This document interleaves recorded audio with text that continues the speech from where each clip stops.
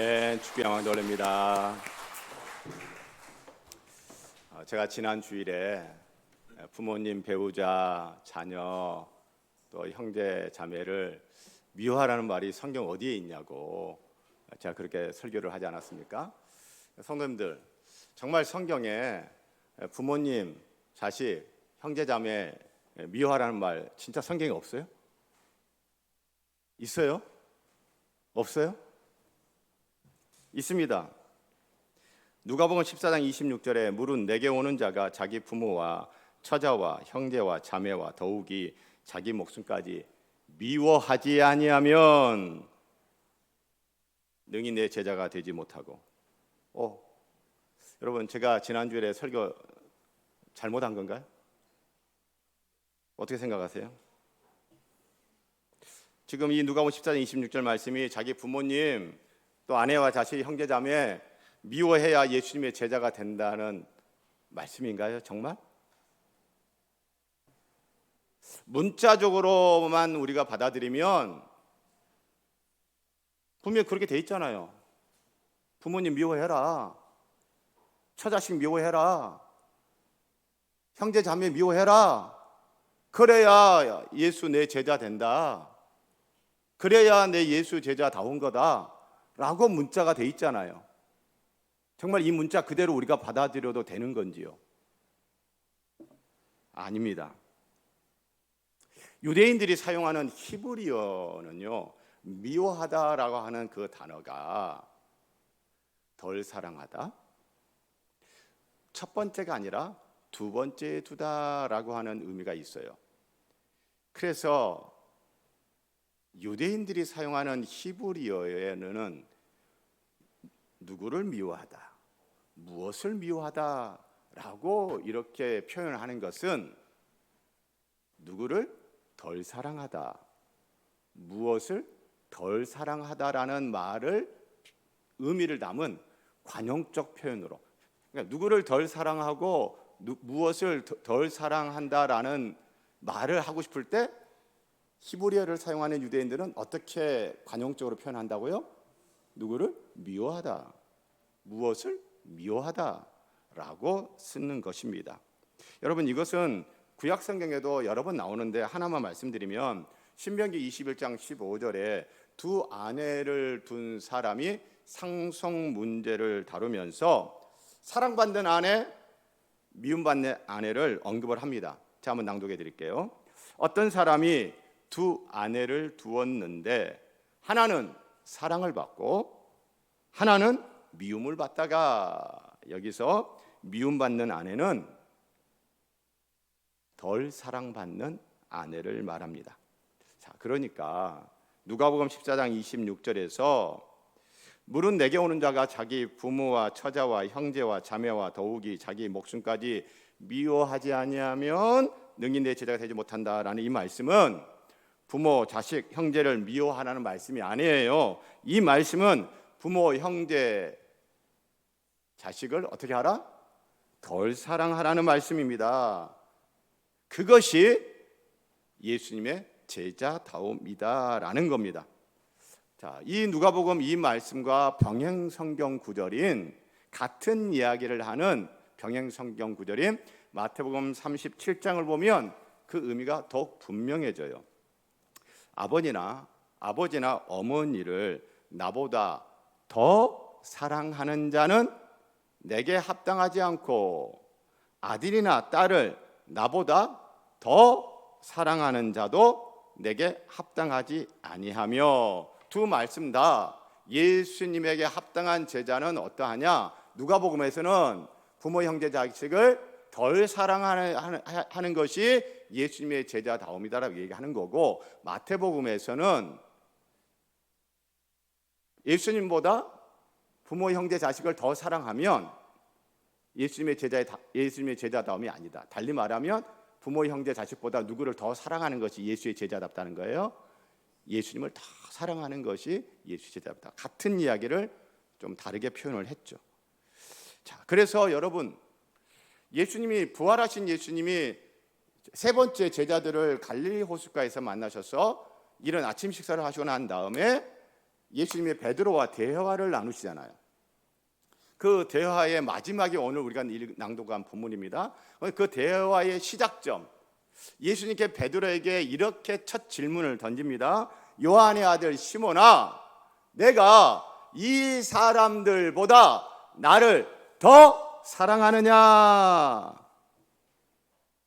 여러분, 예수님이 베드로에게 지금 바라시는 게 뭐예요? 예수님은 베드로가 예수님의 제자답기를 바라시는 겁니다.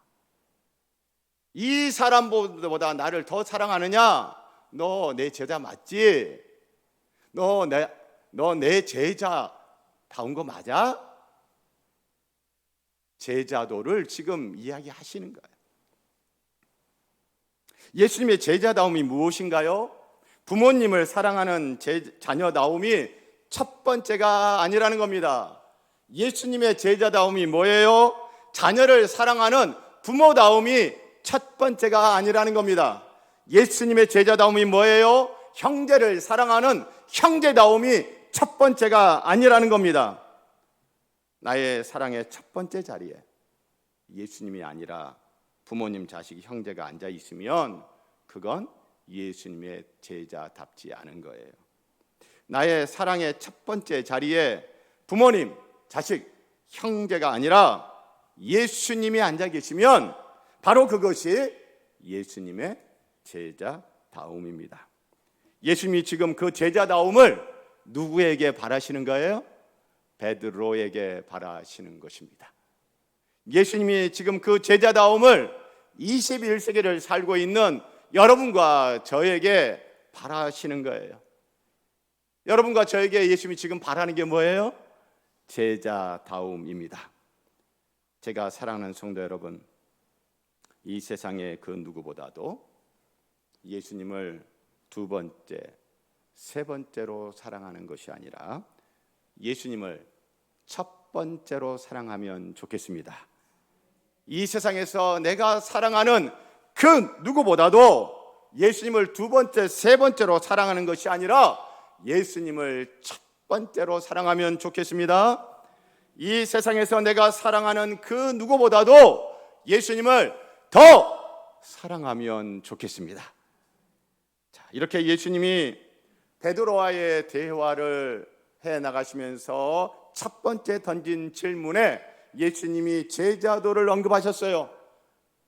자, 그리고 예수님이 이 베드로와의 이 대화 마지막 마무리를 어떻게 하시는지 아세요? 여전히 제자도로, 제자다움으로 마무리를 하고 있습니다.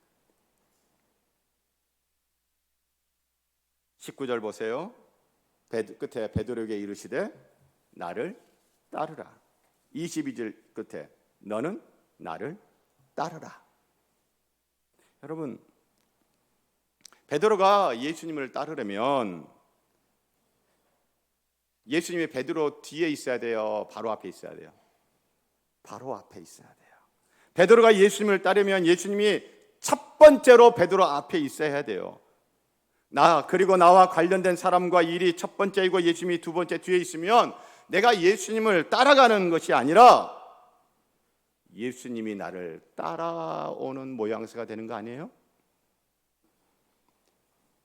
그러니까 부활하신 예수님이 베드로에게 숨의일관 지속적으로 일관되게 강조하여 바라시는 것은 무엇입니까? 베드로야, 네가 이 사람들보다 나를 더 사랑하느냐? 너는 나를 따르라, 너는 나를 따르라. 뭐예요? 예수님은 지속적으로 예수님의 제자다움, 예수님을 따르는 제자도를 베드로에게 강조하여 말씀하고 계신 것입니다. 오늘 요한복음 마지막 본문입니다. 요한복음 마지막 본문을 통해서 요한복음을 통하여 예수님이 하나님의 아들이시다. 예수님이 성자 하나님이시다. 이 예수님을 알고 믿음으로 영생을 얻은 저와 여러분에게 요한복음은 우리에게 무엇을 이야기하고 있습니까? 예수 믿어 죄사함 받은 성도님들이요, 예수 믿어 구원받은 여러분들이요, 예수 믿어 영생 얻은 여러분들이요, 예수님 제자 다 와야 됩니다. 예수님 제자답게 살아야 됩니다. 예수님 따르며 살아야 합니다. 그 이야기를 마지막으로 강조하고 또 강조하여 우리에게 이야기하고 있는 것입니다. 제가 사랑하는 성도 여러분, 예수 믿으십니까? 예수 믿어 구원 받으셨습니까? 예수 믿어 영생 얻으셨습니까? 이제 사랑하는 성도 여러분, 예수님 따르시겠습니까? 예수님 제자답게 살고 싶으신가요? 예, 저도 예수님 따르고 싶고 저도 예수님 제자답고 싶습니다. 예수 믿어 죄사함 받고 예수 믿어 구원 받고 예수 믿어 영생 얻은 성도치고 예수님 따르고 싶지 않은 사람이 어디 있겠습니까? 예수 믿어 구원 받고 영생 얻고 부름받아 사역하는 목회자, 목사, 예수님 따르고 싶지 않은 목사가 어디 있겠습니까? 여러분도 저도 다 예수님 따르고 싶죠? 예수님 제자답고 싶죠? 그런데요, 우리의 이 예수님의 제자다움을 잃어버리게 하는 위험 요소가 있어요. 우리로 하여금 제자도, 즉 제자의 길에서 이탈하게 할 만한 위험 요소가 있다라는 거예요. 그러한 위험 요소가 무엇인지를 알고 그 위험 요소를 잘 다스리면 우리가 예수의 제자답게 살며 예수의 제자답게 일을 하면서 살아갈 겁니다. 우리가 그 위험 요소가 무엇인지를 알고 그 위험 요소를 내가 잘 컨트롤하면 우리가 원하는 대로, 우리가 바라는 대로 예수님의 제자답게 예수님을 따르며 계속 살아갈 수 있을 것입니다. 이제 예수님과 베드로의 마지막 대화 부분을 통해서 우리로 하여금 우리가 그토록 바라는 예수 제자답게 살기를 원하는 예수의 제자로 남은 인생길을 걸어가기를 원하는 이 우리의 원함과 달리 그 예수의 제자담을 잃어버리게 하고 예수 제자의 길에서 벗어나게 하는, 이탈하게 할 만한 위험 요소가 무엇인지를 우리가 살펴보려고 합니다. 두 가지입니다. 첫 번째 18절 함께 낭독해 볼까요? 내가 진실로 내게 이르노니 내가 젊어서는 스스로 띠띠고 원하는 곳으로 다녔거니와 늙어서는 내 팔을 벌리리니 남이 내게 띠띠우고 원하지 아니하는 곳으로 데려가리라. 예수님이 베드로에게 지금 하시는 말씀, 베드로의 젊은 시절에는 스스로 원하는 곳으로 다녔다. 베드로의 노년 시절에는 스스로가 아니라 남이, 다른 사람이 베드로 네가 원하지 않는 곳으로 너를 데려갈 것이다. 예수님은 지금 아주 의도적으로 대조시키고 있습니다. 스스로 원하는 곳 다니는 자기 주도적이고 능동적인 모습과 남이, 다른 사람이 원하지 않는 곳으로 데려가는 타율적이고 수동적인 것을 극명하게 대조시켜서 말씀하고 계십니다. 제가 이 말씀, 제가 얼마나 익숙한 말씀이겠어요. 우리 성도님들에게도 익숙하실 텐데 제가 이번 주 중에 설교를 준비하면서 그렇구나라는 게 있었어요. 여러분, 제 별명이 몇 가지가 있는데 그 중에 대표적인 별명, 저희 교회 홈페이지에도 저를 소개하면서 제가 남겨놓은 제 별명이 있어요. 아시는 분 뭔가요? 나비게이션. 나필성의 나와 내비게이션을 합성해서 만든 별명 나비게이션. 저에게 왜 그런 별명이 붙었어요? 제가 길을 잘 모른다, 길을 잘 안다. 길을 너무 잘하는 거예요. 길을 너무 잘 알아. 그래가지고 제가 젊었을 때는 뭐 내비게이션이 없었으니까 당연히 내비게이션 없이 다녔지만 내비게이션이 생긴 다음에 내비게이션 없이 운전하고 다녔어요. 잘 다녔어요. 그런데 제가 청년부 사역하다가 작년 교구 사역으로 옮기니까 저희 청년부의 그 제자들이 목사님 이제 작년 교구 사역 하게 되면 멀리 신방 다니고 막 이러니까 제가 과천, 군포, 의회왕, 안산. 그러니까 목사님 이제 내비게이션 필요할 겁니다라고 저한테 선물해 줬어요. 제가 제 차에 장착을 했죠. 설치를 했죠. 그런데 거의 장식품이었을 뿐입니다. 왜? 제가 너무 길을 잘하니까 그냥 내비도 안 켜고 제가 그냥 다니는 거예요. 그래서 어쩌다 한 번씩 내비 이제 켜가지고 활용하기도 했죠. 그런데 나이가 점점 들어가면서 내비게이션 사용하는 빈도가 줄어들어요? 많이 더 늘어나요? 더 늘어나. 그런데 여러분 요즘 어때요? 제가 운전을 하면서 내비게이션 킵니다. 목적지도 이렇게 찍습니다. 그런데 내비가 알려주는 대로 제가 거지것대로 다 따라서 그냥 갈까요? 아니면 제가 가고 싶은 거 이쪽으로 가는 게 좋겠어 하면 제가 원하는 거 그러니까 싹 갈까요? 어떨 것 같아요? 제 차의 내비게이션 참 피곤합니다. 주인을 아주 잘 만나가지고 그냥 가다가 또 경로 설정 또 새로 합니다. 왜요? 가라는 길로 안 가고 또 다른 길로 갔거든요. 좀 이따면 또 경로 설정 또 새로 합니다. 여러분 왜 그럴까요? 제가 길을 잘 모르니까 길을 잘 아니까. 내비보다 길을 잘 모른다. 내비보다 길을 더 잘한다. 내비보다 제가 길을 더 잘한다. 여러분 그런 생각이니까 내비가 이렇게 설정해서 알려주는 길 제가 가끔 무시를 한단 말이에요. 그렇게 무시하고 가면은 내비가 설정 도착 예정 시간보다 제가 더 빨리 도착해요? 더 늦게 도착해요? 대부분 더 빨리 도착해요. 그러니까 더 자신감 뿜뿜. 그렇지, 내가 내비보다 훌륭하지. 내가 더 잘 알지. 여러분 이렇게 길을 잘 안다는 것이 장점이에요? 단점이에요? 여러분 길 잘 모르는 사람 운전하는 거 여러분 어때요? 그런 차 타보시면 어때요? 편안해요? 불안해요? 불안해요. 길을 잘 아는 사람이 운전하는 차 타면 편안해요? 불안해요? 편안해요. 길을 잘 아는 운전자 여러분 장점이에요? 단점이에요? 장점입니다. 장점 분명한데 여러분 우리 인생의 모든 면들이 동전의 앞뒷면이 있는 거잖아요. 이게 분명 장점이에요. 제가 길을 잘한다는 거 장점이에요. 그런데 지난주에 설교를 준비하면서 이게 장점만 있는 게 아니구나. 이게 단점이 될 수 있겠구나라는 걸 제가 알았어요. 이 설교 본문 말씀을 보면서. 운전할 때 제가 길을 잘한다, 이 내비보다 내가 더 잘한다 라고 하는 것이 있으니까 내비가 이야기하는 대로 제가 타율적으로 수동적으로 운전해요? 아니면 제 스스로 자기 주도적으로 능동적으로 운전해요? 이런 걸 보면서 저는요 뭘 깨달았느냐면 내가 예수님을 따르는 제자의 길에서 이탈할 위험 요소가 아직도 내 안에 있다 없다? 있구나. 정신이 번쩍 들더라고요.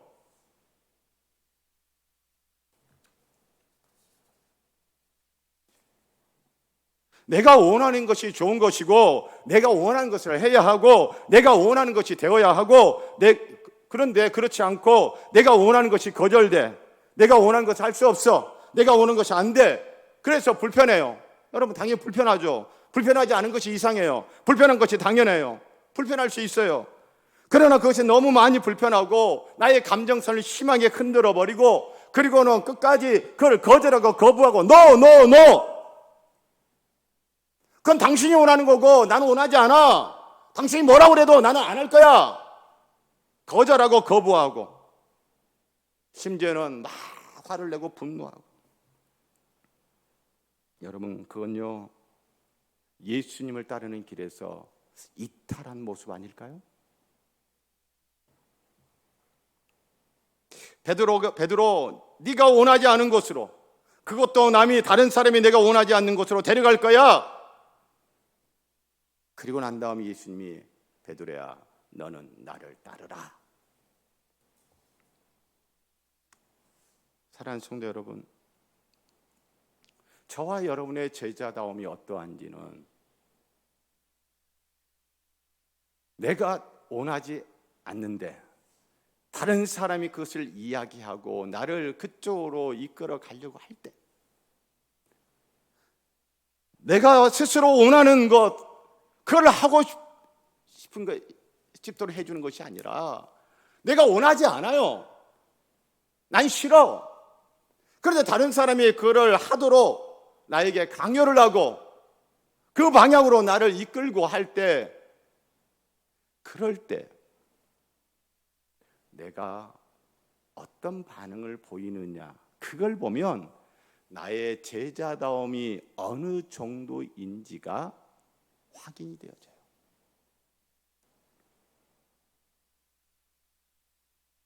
다른 사람이 내게 띠띠고 원하지 아니한 곳으로, 네가 원하지 아니한 곳으로 데려가리라.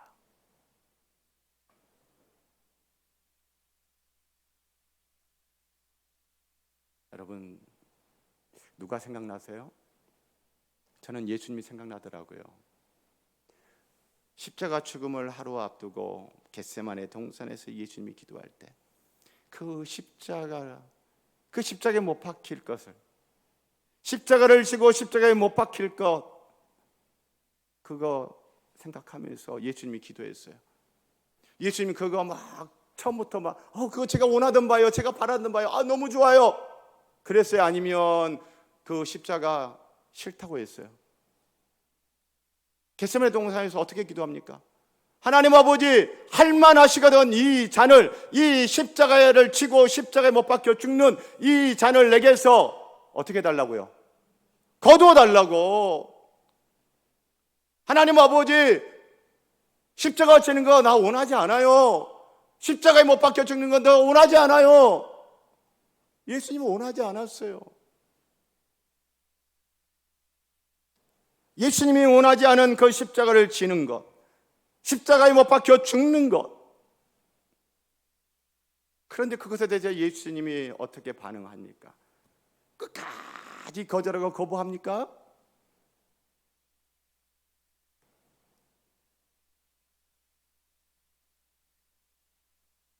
내가 원하는 거 안 들어주냐고, 내가 원하지 않는데 왜 그거를 저한테 요구하시냐고 하면서 하나님한테 막 계속 따지시던가요?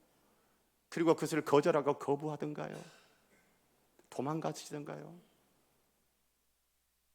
그리고 그것이 실제로 집행되어졌을 때 여러분 어떻게 됩니까?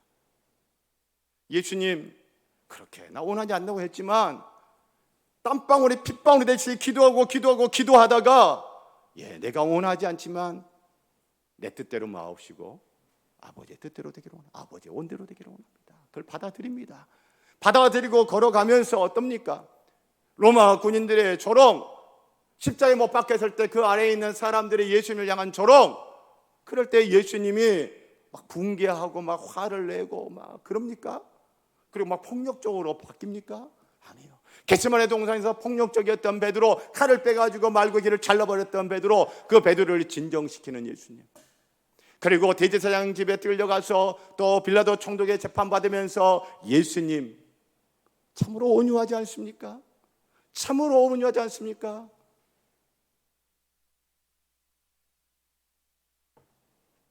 사랑하는 성도 여러분, 예수님의 제자다움이란 자기 주도적이고 능동적인 것보다는 타율적이요 수동적인 것을 지금 더 강조하고 이야기하고 있습니다. 일반적으로는 자기 주도적이고 능동적인 것을 좋은 것으로 여기고 타율적이고 수동적인 것을 좀 부정적으로 여깁니다. 그러나 오늘 주님의 말씀, 주님의 제자다움이 뭐냐? 나를 따른다는 게 뭐냐? 제자도란 무엇이냐라는 이야기를 하면서 오히려 타율적인 것, 자신의 의지보다 외부의 지시나 환경에 의해 행동하는 타율적인 것을, 오히려 수동적인 것, 스스로 결정하지 않고 남이 이끄는 대로 따르는 태도, 수동적인 것을 지금 더 제자도와 깊이 연관시켜서 우리에게 말씀하고 계십니다. 제가 사랑하는 성도 여러분, 내게서 자기 주도성, 능동성보다 타율성, 수동성이 점점 더 커져서 예수님을 따르는 제자의 길에서 이탈하지 않으면 좋겠습니다. 내게서 자기 주도성, 능동성보다 타율성, 수동성이 점점 더 커져서 예수님을 따르는 제자의 길을 꿋꿋하게 계속 걸어가면 좋겠습니다. 예수님의 제자됨을 잃어버리게 하는 위험 요소, 제자도 제자의 길에서 이탈하게 하는 두 번째 위험 요소는요, 베드로의 질문과 예수님의 답변 속에서 확인되어집니다.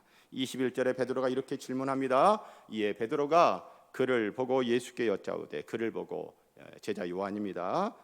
주님, 이 사람은 요한은 어떻게 되겠사옵니까? 어떻게 되겠습니까? 라고 질문을 해요. 여러분, 베드로의 이 질문은 전적으로 요한에 대한 형제적 사랑, 관심, 그리고 애정에서 나온 질문일까요?